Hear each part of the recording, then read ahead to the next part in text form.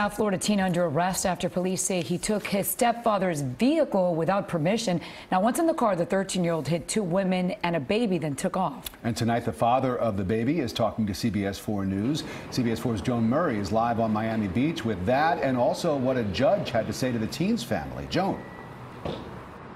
Yeah, they were pretty harsh. The judge was pretty harsh on the family of the 13-year-old. Now, it all happened here on Miami Beach yesterday afternoon. The family was walking across the street when they say the 13-year-old hit them and kept going.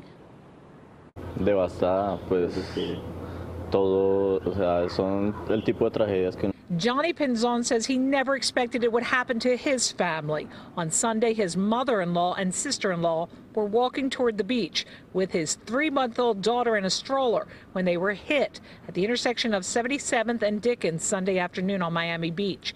He says his daughter flew out of her stroller. His mother-in-law and sister-in-law were seriously hurt. Police say a 13-year-old who doesn't have a license took his stepfather's car and ran into the family and took off. A witness went after him and police made an arrest.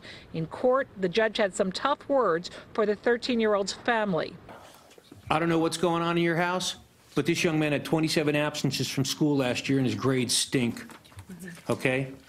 And that he's taking off in a car and allegedly smacking up other cars and running off, and there's some people seriously injured in this case. I think it's time somebody needs to step in and make sure he's in school. The stepfather of the 13-year-old told the judge they are doing what they can. I understand the trouble that he's in today, and it's very, very serious. But we haven't strong-armed him, but we have been as strict as possible with Jane. And we will do so moving forward. This is not something we'll take lightly. en una situación de esas, gran responsabilidad. Johnny Pinzon says he's holding the 13-year-old's family accountable for the injustice that's happened to his family. And according to Pinzon, his mother-in-law and sister-in-law remain at Jackson Memorial Hospital, both in serious condition.